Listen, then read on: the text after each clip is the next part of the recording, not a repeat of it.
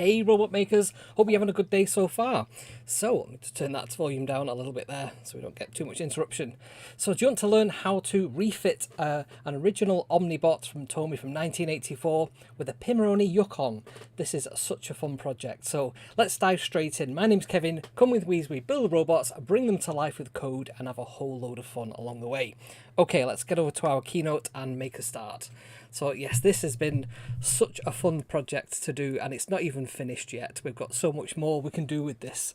So this is why it's the best robot ever. This is something from my childhood. I always wanted one of these, and I finally got one.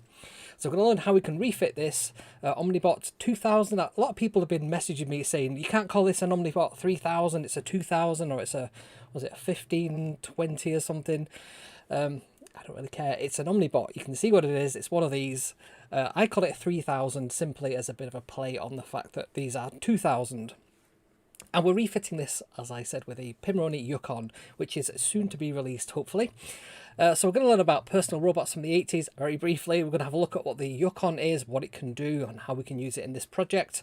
And then we're going to look at a couple of modules that I've used to make this project, this robot come to life. And then we're obviously going to have a bit of a demo and a play around with the code as well. And if you're here for the live stream, we'll have a bit of a Q&A, maybe talk a bit more about the Yukon as well. We have the Yukon's creator on the stream as well, which is awesome. Chris is in the chat there. So let's talk about personal robots very briefly from the 1980s. This was an era of aspirational robotic companions where people wanted to have a robotic butler, and these were some of the many robots that Tomy brought out. So we got Dingbot, and there was one called Flipbot that could flip itself up if it fell over. There was Verbot, and of course Omnibot. So Omnibot is the one I have right next to me. If I sort of show you just over here, this is the sort of top-down view, and this is the view from the front there. You can see he's got a bit of damage to one of his hands here, but this one's working fine there. And he's flashing his lights away. He's also got something else that the original one didn't have, so we'll have a look at that in a minute too. So that's Omnibot. So I found these images, really nice quality images of these from the allrobots.com. So credit to them for curating all the information that you could possibly want on these old robots. They've got all the information that you could possibly want, so definitely check them out. So, the original 1984 Tomy Omnibot had quite a few unusual features for the time, and I think it was quite expensive. It was probably over £200 at the time, which in today's money probably add a zero times it by 2. So it had a tape cassette. This one actually does work. I've played a cassette tape. Let's see if I can find it. I have a cassette tape. This is actually from Plainly John from Plainly Difficult. It's one of the channels I listen to, and he created these cassette tapes. I think I've got tape number 3 of 9 there, and this is an old school cassette tape. So if you're from the 80s, you know what these are. If you're from the sort of 2000s, if you're a millennial, you might not recognise what these things are. But yeah, there's a piece of magnetic tape in there, and there's 2 spools that you can just see through that little window there. And this robot can play those tapes, those audio tapes.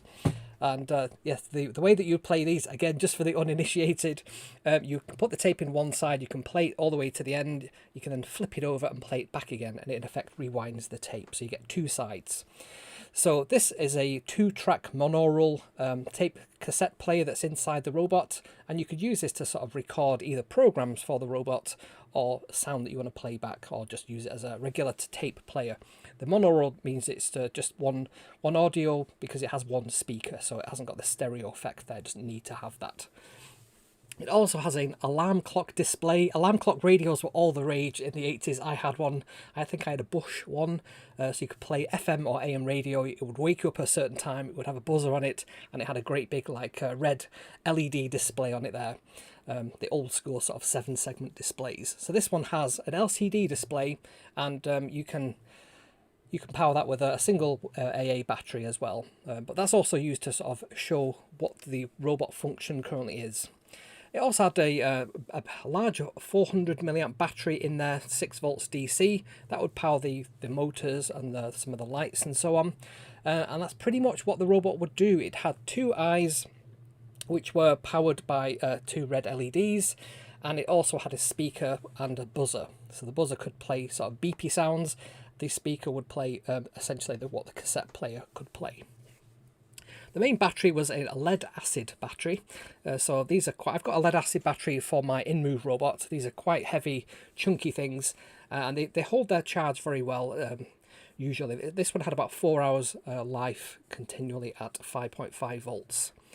And there was a couple of accessories that you could get with your Omnibot. It came with a controller, so a little remote control, an RF controller, and that's how you'd essentially remotely control or move your robot around.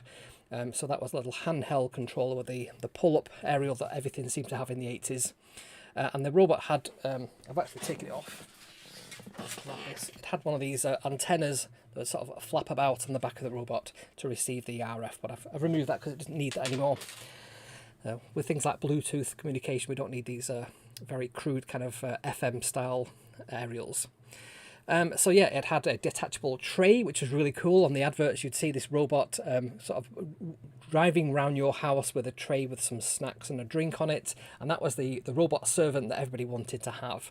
It had a demonstration cassette tape, so you could use that to showcase what your robot could do. Had a battery charger, a home base, and the idea of the home base is a little bit like a modern vacuum cleaner, that you can have a robotic vacuum cleaner. You can put this on a particular place and the robot can set off from there and figure out where it is.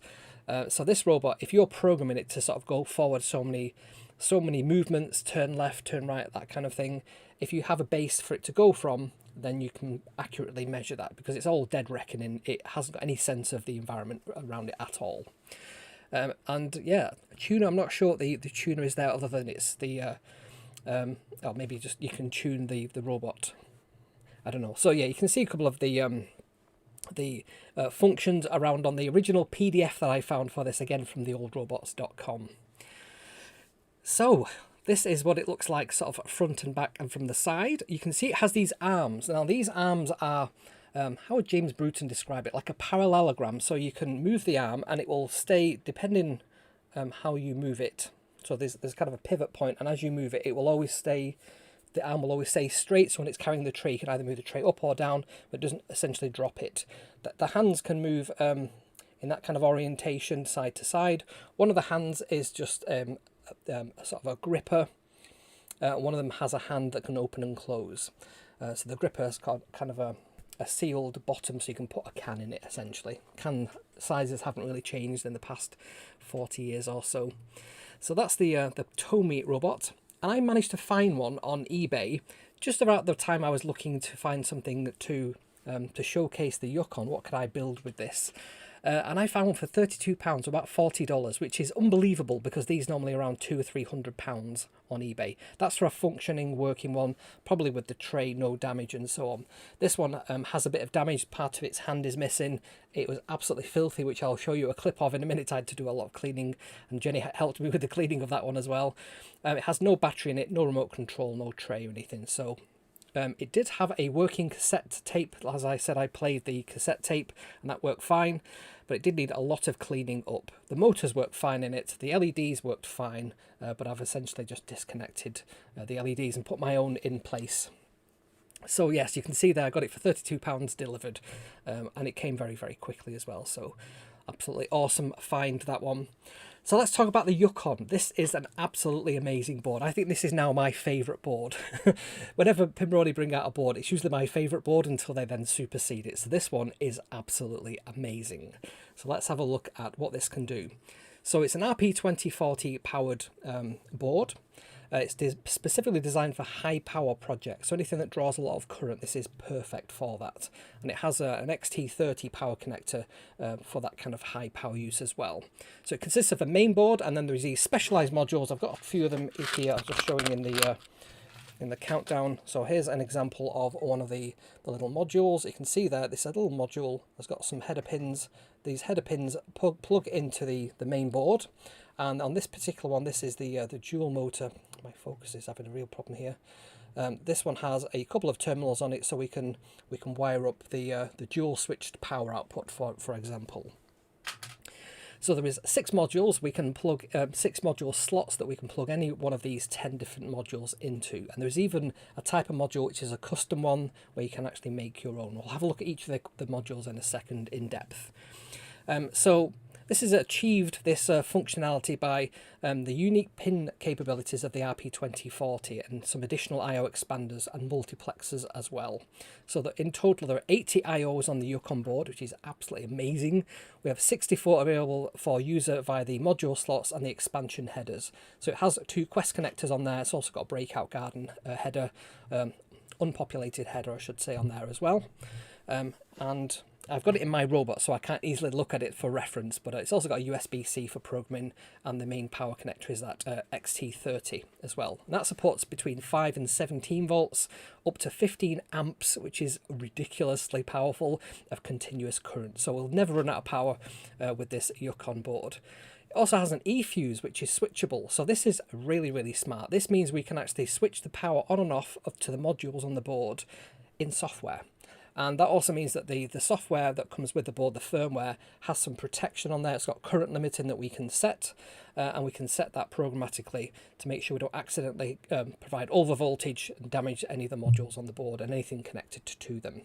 So there are some internal sensors on the Yukon for monitoring voltage, current, and temperature. And you can access that from your program as well. So if you have any questions about that, ask Chris in the chat now. You'll get some much more accurate information than I'm providing here. So you can see here these the pins and DIMMs. This is a fantastic diagram, at least half of it that Chris has created for this particular board. This diagram actually helped me create those 3D models that you might see on the slides of the Yukon board. So you can see there we've got these great big numbered. I love the styling on this as well. It looks like something from Thunderbirds. We've got 1, 2, 3, 4, 5, 6 the slots. Each slot has 2 screws in it, screw holes, so we can screw the modules in to make them really securely in there, particularly if there's anything that's like, let's say, yank the things that are connected into them. You can see that great big yellow XT30 connector there for power as well. And we've also got some control header pins and some expansion header pins on the top as well. And on the bottom of the board, we've got some Quest connectors. We've got a bunch of buttons. There's a user button, A and B. There's a reset button and a power button, I think, or is it a user / boot button and a power button. So not a reset, but a power button itself. And then each of these modules has a number of different header pins that the module connects into. So we've typically got ground, voltage. You've got these slow and fast speed pin connectors. So you can either have like pulse width modulation, UART connectors, I2C, SPI, or the PIO instead. So depending on what functionality we're using on that particular module, it can take advantage of any of those connectors. So that's the pins and the dimensions of the board. The board isn't particularly very big. It's just about slightly larger than a credit card. So the Yukon has 6 slots for specialized modules. Any slot can be used for any type of module, so it's really, really flexible like that. Modules simply slot into the header and are screwed in to secure them. And the Yukon can detect each type of module that's been inserted into the slot. The only one it can't detect is if you create a custom one. You can see that the little module basically just slots into the little headers there, and then we can just screw that into place. So if you like what I do and you want me to make more of these types of videos, please make sure you give this video a like. Drop me a comment, let me know if the Yukon board is on your Christmas wish list. It should be. And if you've not subscribed to the channel already, please subscribe. It means an awful lot to me when people subscribe to the channel, and it also helps the YouTube algorithm get the idea that these are worth sharing with other people. I do go live every single Sunday at 7 p.m. GMT. We're in regular, not summertime, but regular GMT now, so not British summertime anymore. So 7 o'clock every single Sunday. Okay, so let's have a bit of a deep dive on some of these modules then, shall we? So I've used the dual motor one myself. So here are 10 of the modules. Now Chris can tell me if any of these are not available at launch, but these are just the ones that I'm aware of currently. So we've got the serial bus servo. We have the quad servo that's regulated. We can say how many volts is supported by that board on the little V-reg space there. We have a quad servo direct, so we can have 4 different servos on there, the hobby servos, and we've got a custom module. I think we call it a custom module. So kind of a prototyping board with all the different pinouts and things on it there. We've got a dual switched power output. We have a dual motor or bipolar step module. We have the big motor plus encoder. So you can see there you can put a single motor in there and then also connect up the encoder readings on there. We've got a bench power supply. How cool is that? So you can make your own bench power supply. We have an audio amp, which is for a single speaker, and we also have an LED strip as well, and that supports the APA 10. Well, I'm saying numbers now and I've not got it written down in front of me. Essentially the NeoPixel or the other type, the 3-wire or the 4-wire style. So it supports both of them.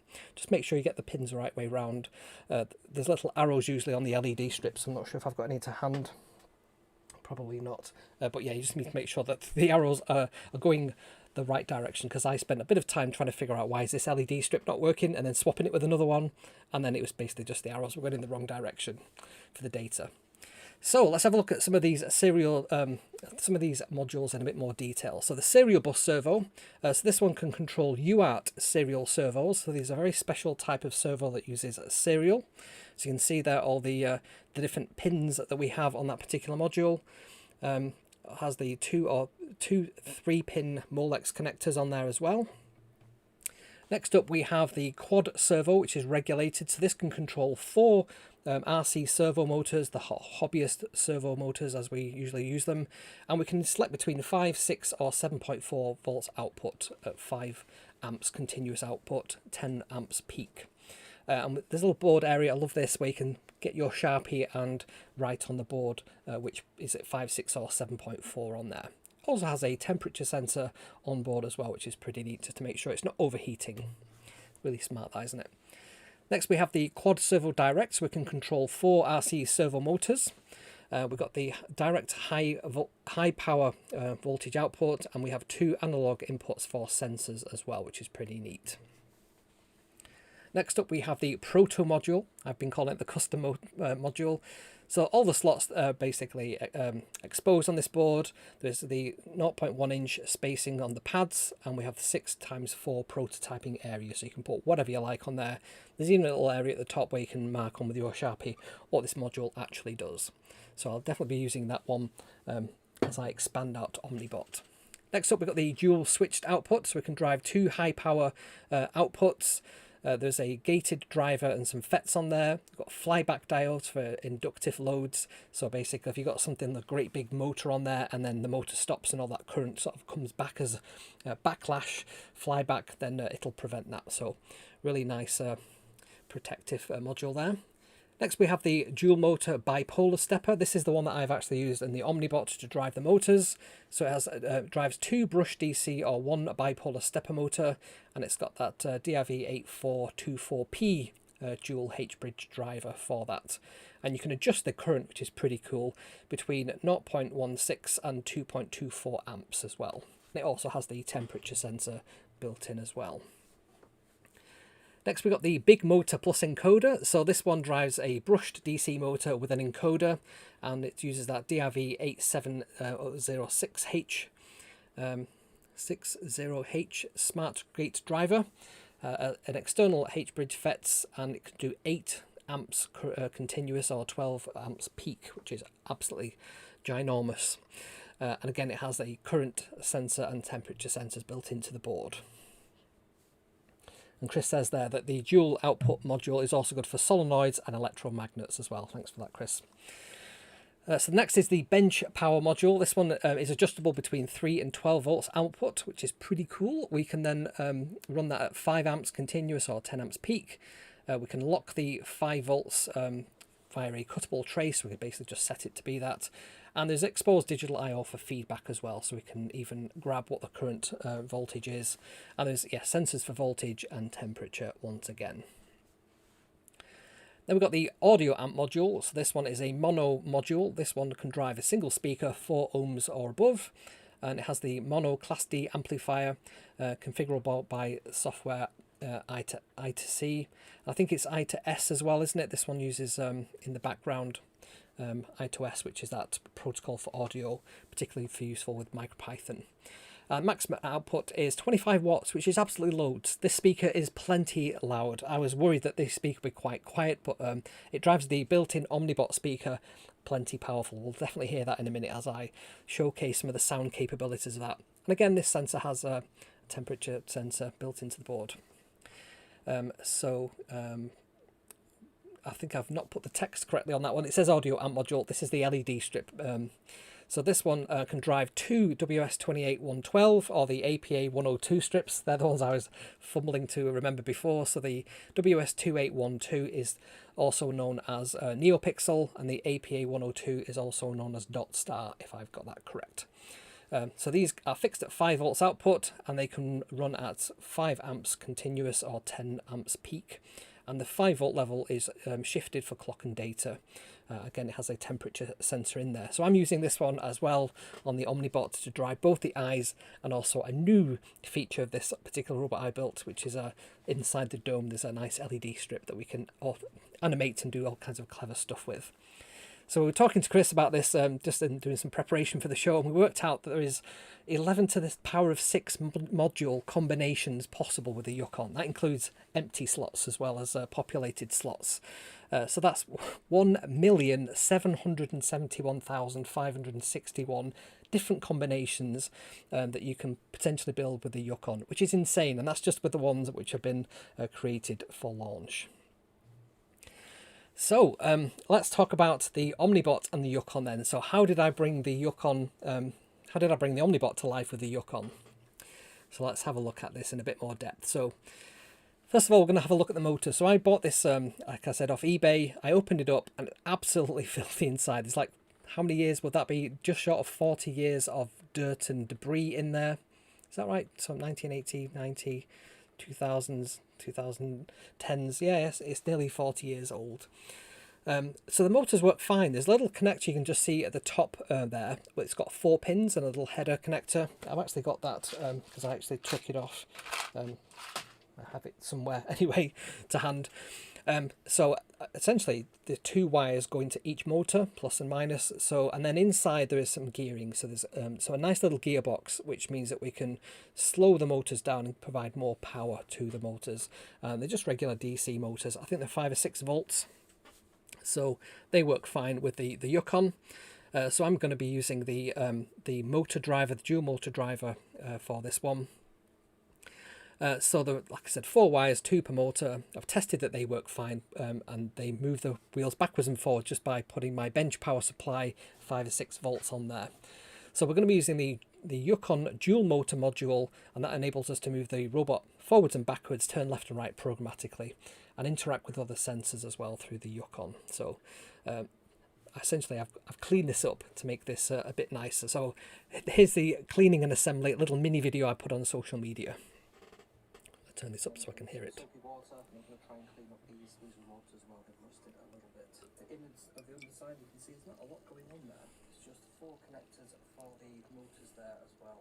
Plenty of room to stick our Yukon in here as well, and that can do controlling of the motors very easily. Look at all this dirt. It was filthy. Using some distilled vinegar to get some of the rust off these rods. So they're the rods inside the wheels. I was worried that this rubber would deteriorate completely. This integrates with the cassette tape that's underneath. Now this also does things like flashes the lights, which are just here, and also gets power from the power pack, or the 9 volt input there, 6 volt, not that 9 volt. So I'm going to give this a clean up as well, because this is also looking pretty dirty at the moment. You can see those rods there looking nice and clean.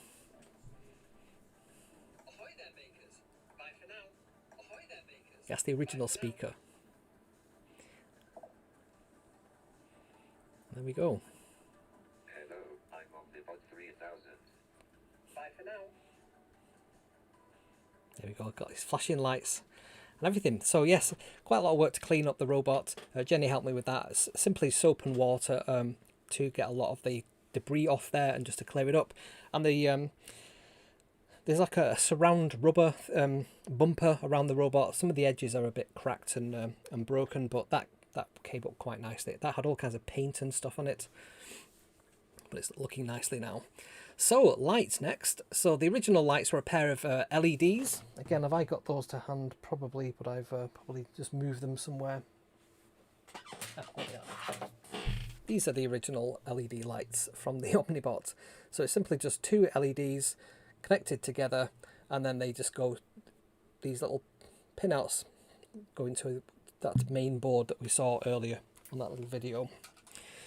So I've taken those out and I thought, rather than just having 2 LEDs, let's have NeoPixels instead. Let's have some LED strips, and essentially got the LED strip cut off 2 LED modules, soldered 3 wires between them for the data, the plus and the minus, and then put that in line with the rest of the LED strip. So essentially it's still part of the LED strip, just a bit of distance between them. But that means we can then programmatically make the eyes light up the way that we want them, because on that original one, these are wired in series, so you can either have both of them on or both of them off. We can now have different eyes fading in, fading out, changing colours, all kinds of animations that we want to do on there. So we're using the Yukon LED strip module for this. This will enable us to light up the LED strip inside the dome. So I've currently got that sort of strobing away there.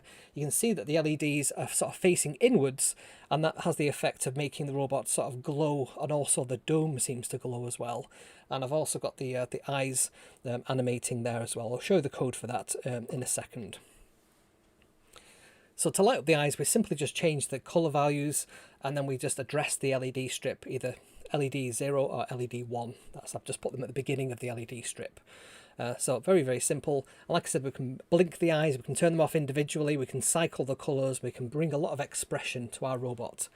I think the next step, if I was to sort of 3D print some extra parts for this, I want to make the head rotate within the dome so the eyes can sort of look around. That would be pretty cool. Maybe even have a little camera module within the dome as well. The dome is a little bit scratched up, so unless I can figure out a way to make that sort of a glass-like inside, we'll probably stick with how it is now. Okay, and then we have sound. This is one of my favourite features of the Yukon. So the original Omnibot used the tape recorder and buzzer for sound effects. I think on the handset you could press like 3 different buzzer sounds that would come out of the robot. With this we can do so much more.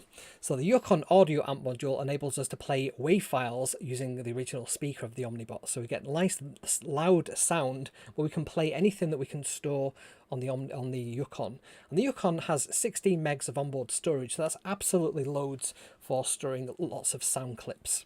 So we can really bring our Omnibot to life with a selection of sound clips playable on demand via our code. And it's as simple as this little piece of code snippet on there. So amp is just the amp module, player is the sound player, and play WAV or play wave, and then we just pass it the actual variable that represents the file on the file system, and it will open it up, play it. We can set the volume of that. We can even turn on the LEDs on the Yukon to indicate that there's something happening, for example, and then we can print a message as well to the console just saying playing the WAV file. So I basically just took one of the demo programs from the Yukon and made it play some of my own clips. So we've got a message from our sponsor now. So PCBWay have been sponsoring this episode. So video is sponsored by PCBWay, your ultimate destination for all things PCB manufacturing and assembly. Whether you're a hobbyist, a startup or a seasoned professional, PCBWay has got you covered. PCBWay offers an impressive range of services. They provide high quality custom designed printed circuit boards for any application you can imagine, from single layer to multi-layer, flexible and even rigid flex PCBs. They have the expertise to bring your designs to life. PCBWay ensures fast turnaround times and affordable prices without compromising on quality. With their state-of-the-art facilities and advanced manufacturing techniques, they can handle small prototype orders up to large-scale production runs with equal precision and efficiency. PCBWay offers additional value-added services such as PCB assembly, component sourcing, and even functional testing. You can trust them to deliver the fully assembled and tested boards ready for integration into your projects. One of the best parts of PCBWay is their user-friendly online platform. It allows you to easily upload your designs, get instant quotes, and track the progress of your orders in real time. Plus, their dedicated customer support team are ready to assist you with any questions or concerns. So whether you're working on an innovative Internet of Things device, a robotics project, or anything in between, PCBWay is your go-to partner for reliable and affordable PCB manufacturing and assembly. Head over to PCBWay.com today and turn your ideas into reality with PCBWay, your trusted PCB manufacturing and assembly partner. So thanks again to PCBWay for sponsoring today's show. Okay, so it's time to have a bit of a code demo. I'm very, very excited to show you this today. Right, so let me get myself sorted on here. I've got my Thony down here. So let me move this down a bit and we can talk you through some of the code. So just get my notes up here. There we go. So let's do let's do sound first of all, because I think this is a really fun one to do. So I'm just going to bring up just audio. I think it is. Yep, just audio. So I'll talk you through the code and then we'll play some of the sound clips. I'll move the microphone close to the speaker, but you'll not need to be too close because it's so loud. It's pretty awesome. So first of all, I'm using the Pimoroni Yukon firmware on the Yukon. So some of these features aren't available obviously in standard MicroPython, and the features are specific to the Yukon board. So from Pimoroni Yukon, we import Yukon, which is the main board classes and everything. We can then import slots from the board. So slot 2 as a slot 1. The reason I said slot 2 as a slot was it was just a remnant of the code from the example. And I'm using 2 different modules when I was playing around with this code. We're actually just using the audio amp module, but because I wanted to test out the motors with that as well, we've also got the dual motor module being imported too. I'm importing time and sleep just because I wanted to sort of pause and try different things out there. And then we've got a nice little section. I love how Chris has annotated the constants and the variables in the code. It's very nice and tidy. So the I2S ID is 0, so that's just the ID of the I2S audio interface. Then we've got 3 different WAV files, A, B and C. So we've got ahoy, we've got bye, and we have omnibot 2. So omnibot2.wav is just a file that I've created, and I'll show you how you can do this too if you have a Mac. You can create all kinds of cool effects with the onboard features within a Mac. And then we've got 2 different volume levels. We can play around with these in a minute. Essentially it's a value between 0 and 1 and everything in between. So next we have just move this little hidden thing out of the way there. So next we have some variables. So Yukon represents the main classes of the board.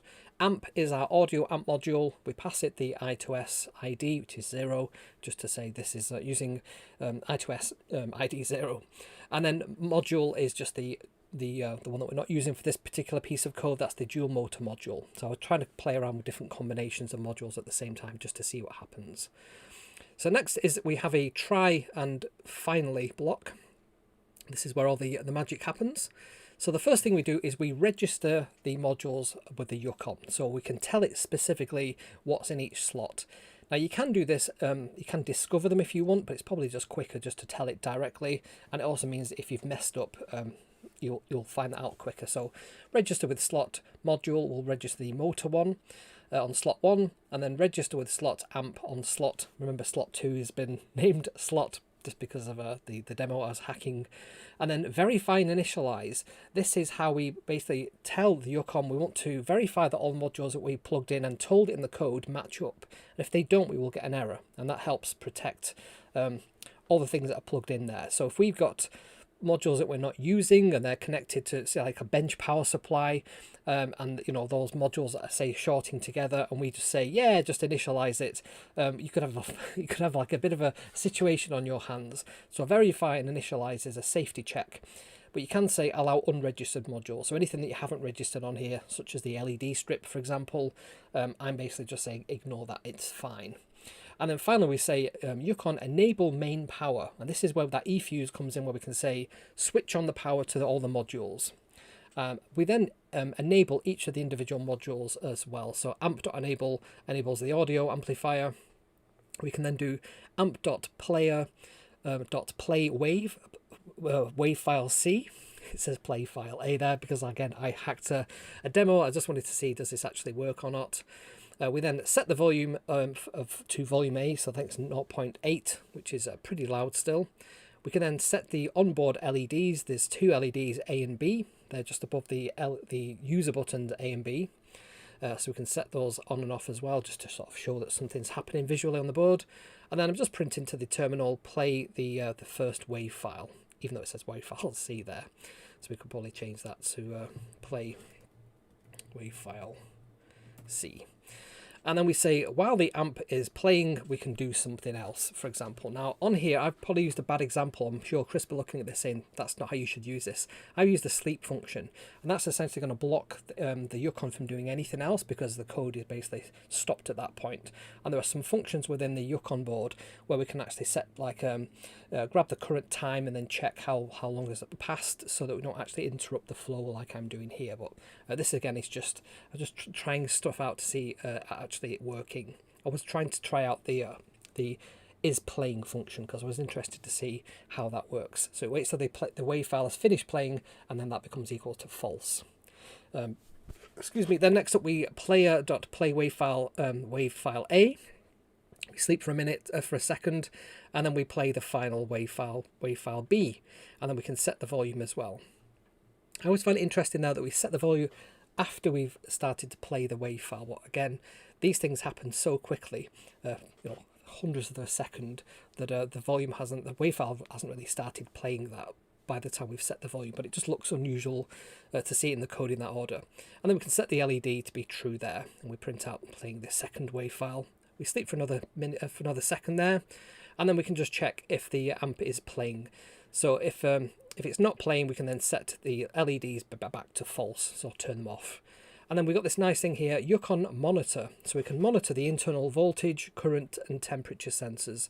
And then the finally part, if I just move that up there, we can basically stop the amp from playing any sound at all, and we can also reset the board, and that'll turn off the power, I think, as well to the boards. So let's play this. I'm going to move my microphone closer to the speaker. Okay.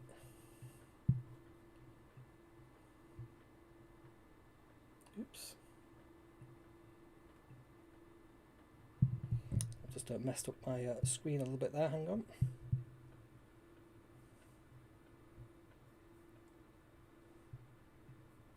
Hello, I'm Omnibot 3000. Ahoy there, makers. Bye for now. There we go. I'm just going to get that back on my screen for a second, so just bear with me while I figure that out. I'm not sure why Thonny's decided to just hide behind there, so let me just... I find this, when I live stream, Thonny sometimes it messes up. There we go. So, why has it done that? Let's go back to me for a second, and just while I figure this one out. Maybe I just need to minimize that. Minimize that. Minimize that and that. That. Yeah, I've got a lot of things open here, and then where is my Thonny player?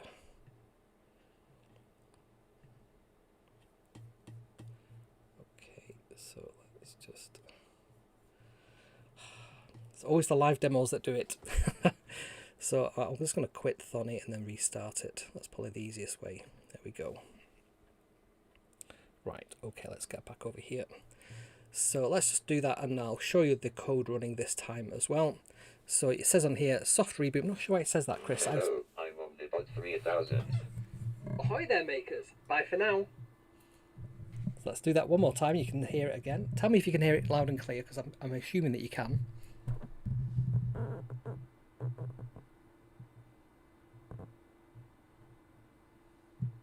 Wait for it to start. Hello, I'm Omnibot 3000. Ahoy there, makers. Bye for now. There we go. So some interesting things to note on that output there. So the first thing it says is waiting for output voltage to dissipate. So that's quite clever. It actually checks to see if there's any current, and it'll wait for that to sort of dissipate, wait for the capacitors to sort of use all that up, I guess. And then it verifies the modules. You can see there I've got 3 modules inside my Omnibot. I've got the dual motor for the motors, we've got the audio amp for the speaker, and we've got the LED strip for the lights as well. And it's correctly detected there is nothing in slots 4, 5 and 6. So then it initializes the 2 that I've actually registered. So the dual motor, it says there the current is limited to 0.444 amps, and then the audio amp has been initialized, and it's checking that's okay. It then checks the input voltage, enables the outputs, plays the WAV files, and then disables the output. Then that's when we do the reset. And again, it just says current limited to 0.444. So that's pretty cool, isn't it? Nice and loud and clear it says there. Thanks, Marlene, for that. So there is our robot. You can see the speaker is essentially just here on the robot, and it's just inside, connected to the audio module. Okay, so oops, I don't want that one. I want the Thonny again. So that's the sound. So let's do the motors next. So if I open up Kev Motor, so this code has got some remnants of the original code that was in there, but essentially we're going to be using the dual motor module this time. So we're going to register the modules as we did before. I've got a variable that's called speed. It's just how fast the motors are going to turn. So we could make that 7, for example. And then this is how you can do that discovery of modules and what's installed in each slot. So modules is just an empty array. And we say for slot in Yukon, find slots with dual motor module. And then we can then say the current module that it's found is the dual motor module. We're saying don't initialize the motors just yet. And then we say modules append module. So the module that we've just found, append it to our modules array. And then we can then say the number of motors that have been found in there is num motors length of modules times by the dual motor modules dot motor modules. And then we can enable the main power output. We can then enable the motors. The amplifier we're not actually using on this one, but again, it's just been left in there. I'll just try out to see if there's any error messages. So if you have a try block, which we have up here, you can also have an except. So if there's something goes wrong, it'll run here, and it basically just says there was an error, and the error was E, which is whatever the exception was. I didn't get any errors running any of this code, so there's no problems there. We can ignore this play audio for now. The run motors is the block of code I'm going to be calling just down here in the main program loop. So we're just bringing in motors and speed. Well, the current motor is going to set to 0, and then we're saying for each motor that we've found in our motors array, we can then set the speed to whatever the speed value is up here. So I think we've set the speed to 1.8, wasn't it?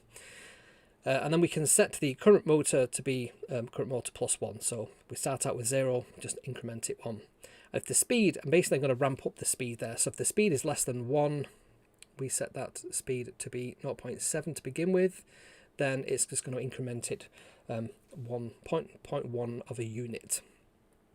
So we're then going to run the motors. We're going to sleep for a second, and then we're going to stop the audio amp, even though that isn't actually playing in this one, and then reset it. Right, so let me get over to our overhead thing. I'm going to have to probably catch the robot as it lurches forward, so I'm just going to move it back a little bit. I'm just going to make sure there's nothing in its way. It is kind of connected by some bench power supply cables there, so if it runs over them, it will stop. But let's just run this and see what happens. So it's probably going to turn around a little bit. There we go. So if I move that back there, and I just do it from the other camera view, just so you can see this. If I move it there like that, and I'm going to run the code again. So running the code, it often says this, waiting for the voltage to dissipate, and then it'll lurch round. There we go. So you can just see there's the gears. You can just about make out just behind that clip I'm just using to keep this wire from just dragging the Yukon down. You can just see there's a cog there, and that's where the DC motor is connected to. Just inside, just out of shot there is the Yukon board underneath. This cable that goes up here is going to the LEDs and to the eyes. And we can turn that back there just so you can see it again. So to make sure that's nicely in shot there as well for our next one, which is going to be looking at the LEDs.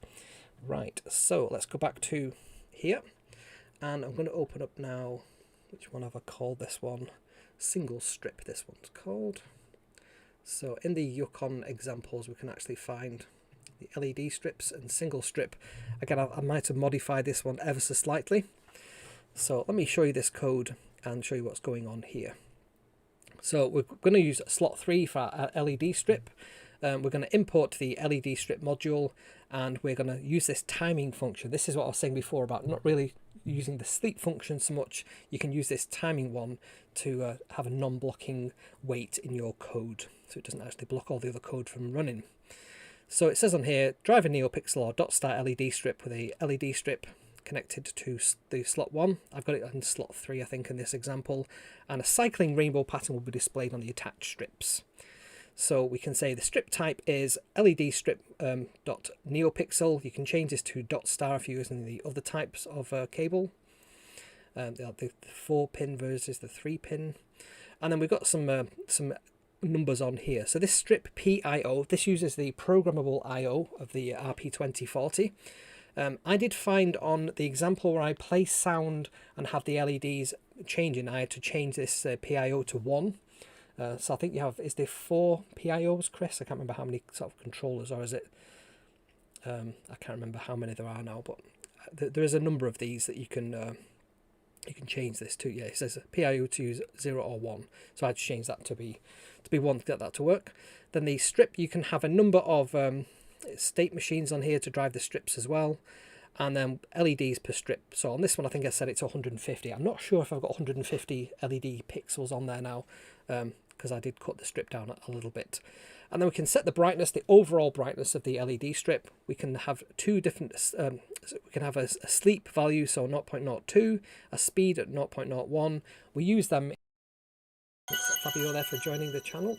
We use those in our loops later on. So that's what they're for. And then we've got the, excuse me, I've been drinking this Coke on the thing and it's a really bad idea. So yeah, rainbow saturation is 1. So there's the saturation of the colour. So 0 would be like completely washed out, no colour. 1 would be like full intensity colour. And then the value is how bright the LEDs are. So this is for hue saturation values, HSV colour model. So then we create a Yukon variable. We then set the module to be the LED strip module. We pass in all those things there. So the type, the PIO, the state machines, the LEDs per strip, and the brightness. And then we're going to set the hue offset to be 0. I always imagine hue is like a circle. So at the very top we have 0. And as we go around, it goes up to 1 and then it goes back to 0. But the colour value of 1 and the colour value of 0, I think, are both red. So it's kind of a colour wheel. And at like 60 degrees and 120 degrees on that circle, you've got like green and blue, I think, on there as well. So the sort of red, green and blue. And everything in between.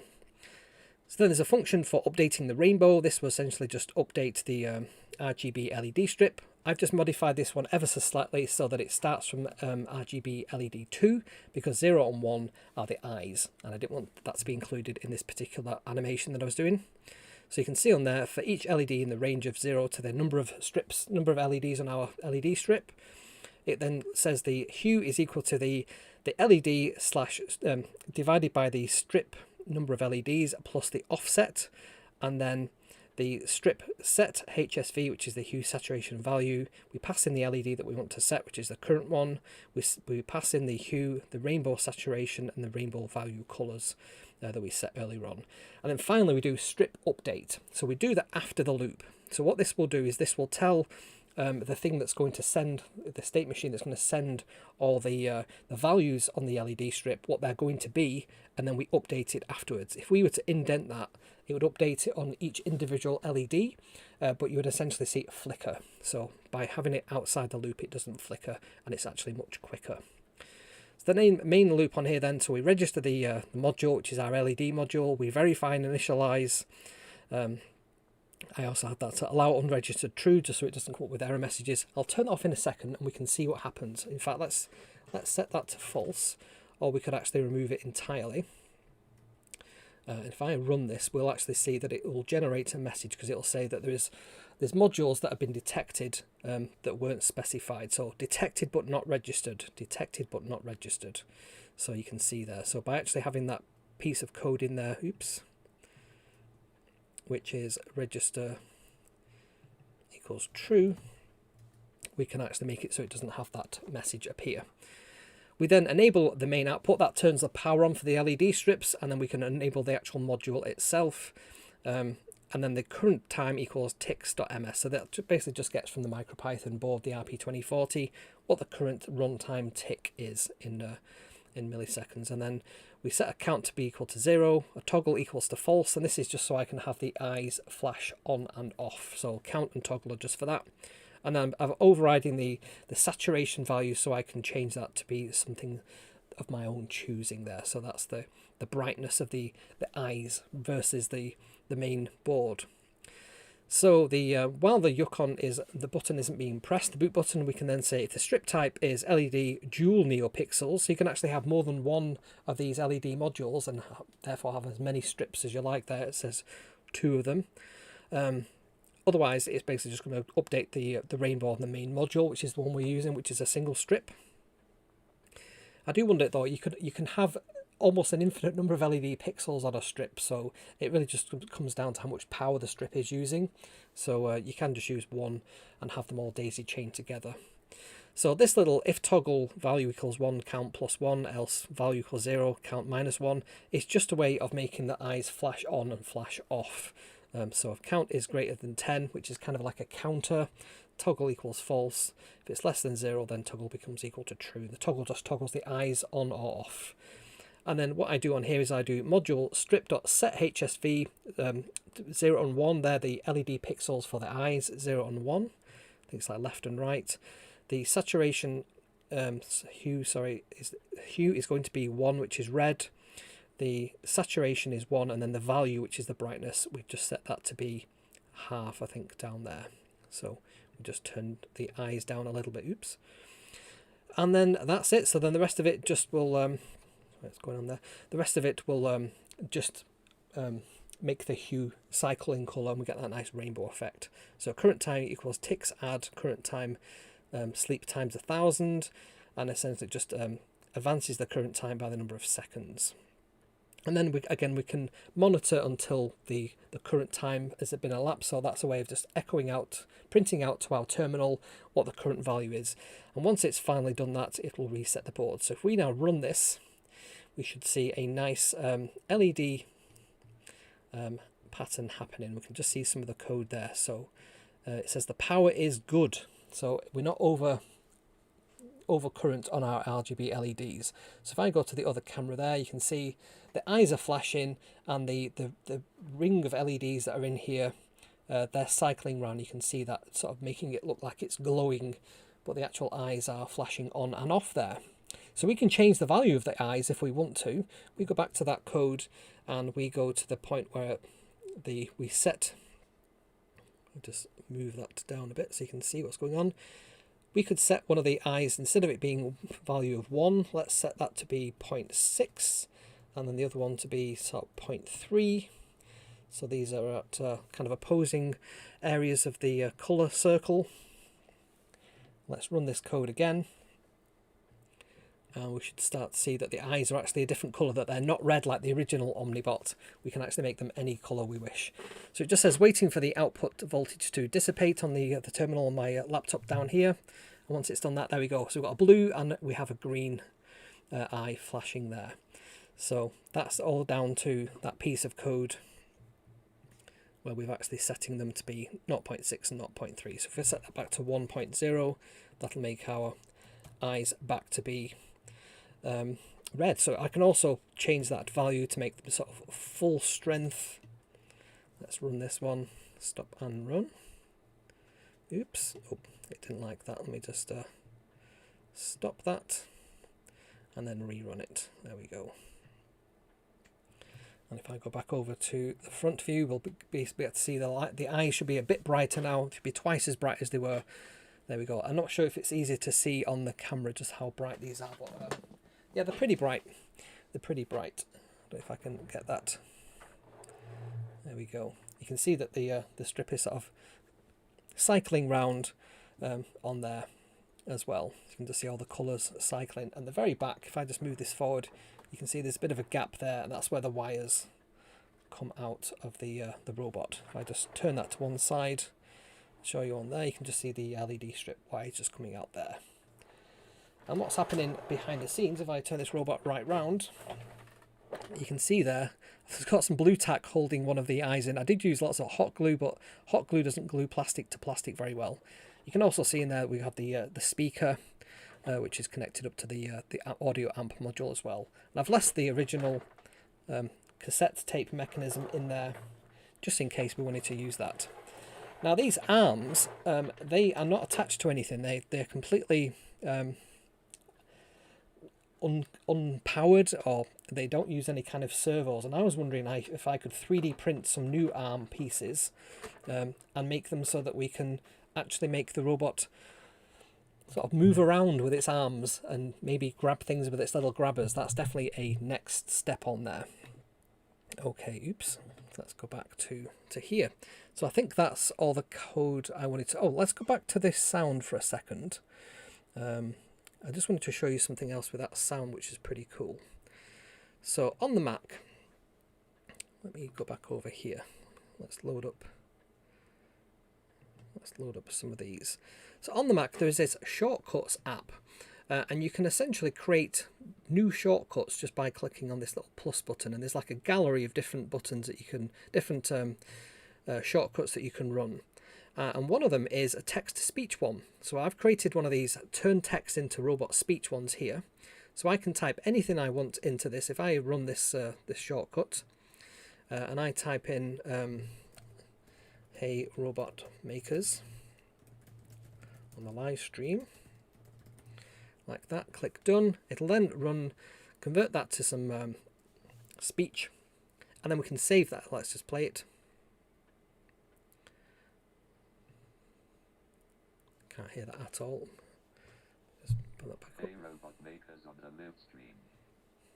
So you might not be able to hear that, but it's Hey robot makers on the live stream. on the live stream. So I can then get it to save that out to a file.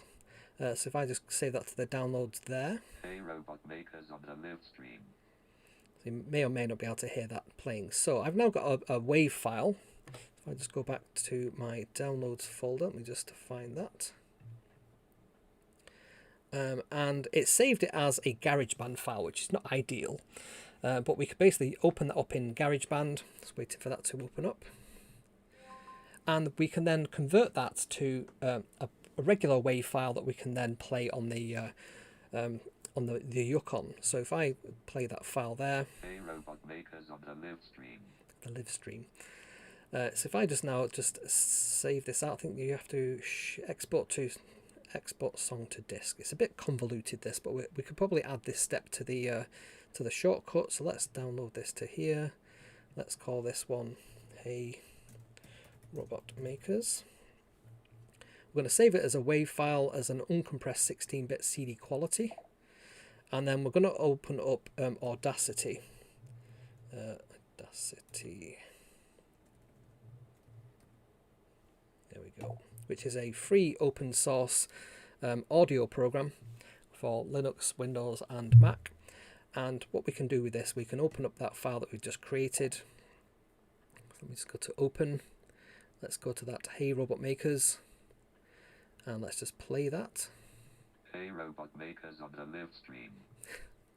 So what we can now do is basically just export that out to the right format. So we want it to be mono, we want it to be 4400 hertz, signed, and yeah, trim any space as well. That'll do. So let's call this one Robot Makers 2.wav. Okay, already exists. Let me just make sure that, there we go. Export that. And now if we go back into Thonny, we can probably drag that file. So it's in examples LED strip for some reason at the moment. So let's save that in the examples modules audio amp. So if I go over to here, let me just find that. So we're in the MicroPython Yukon examples modules audio amp, and let's just drag that file that we've just created. So it's 262 K, which is plenty fine. If we now drag that down, let me rename it to something a bit simpler. So let's just call it hey.wav. So if I now just upload that,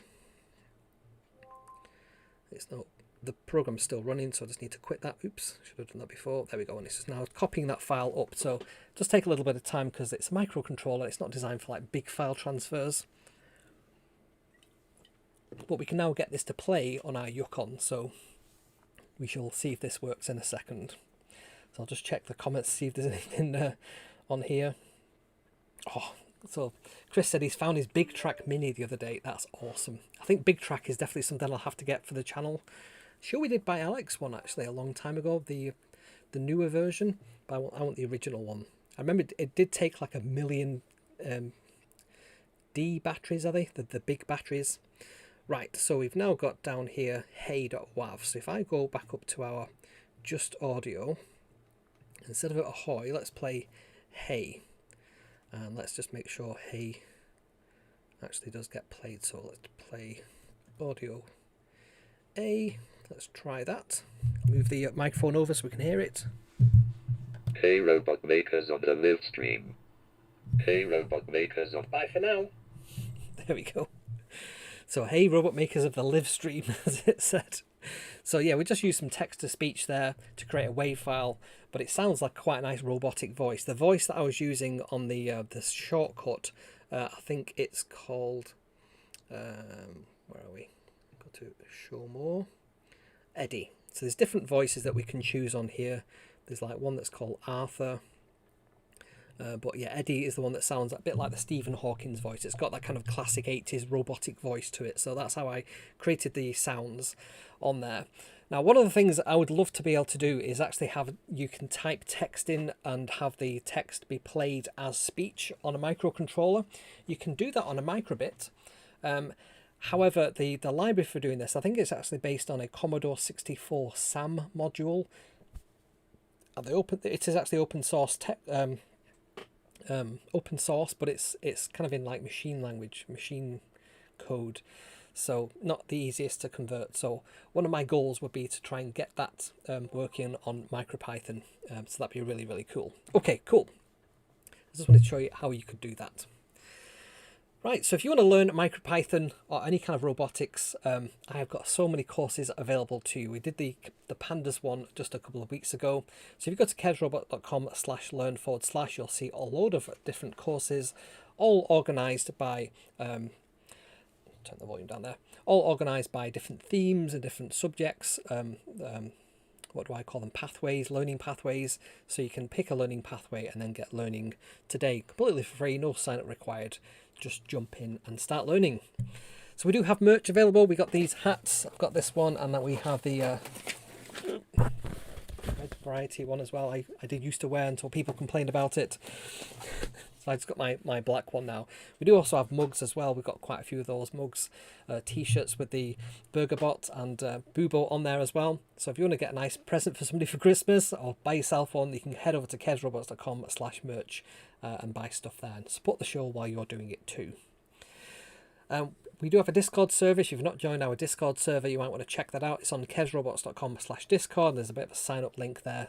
Just ask you for email address for our weekly newsletter, which we send out probably monthly now. You can join that for free. Just go to kevsrobots.com/discord to join our ever-growing community there. Now, if you want to follow me on social media, I'm all over social media.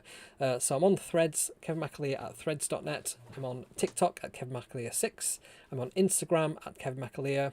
I'm on X for now at KevsMac. And I'm also on Mastodon at KevsMac at Mastodon Social. And I'm also on Blue Sky as well at KevsMac at bluesky.social as well. So follow me on there, say hi, let me know that you watch the show and that you enjoy it, of course, and that you're a subscriber. Subscribe, it's free. And if you want to join, you want to support the show in another way, you can get your name in the end credits as well. So you can do that by going to kevsrobots.com/coffee. If you do a super thanks or a super chat, you'll also get your name in the credits too.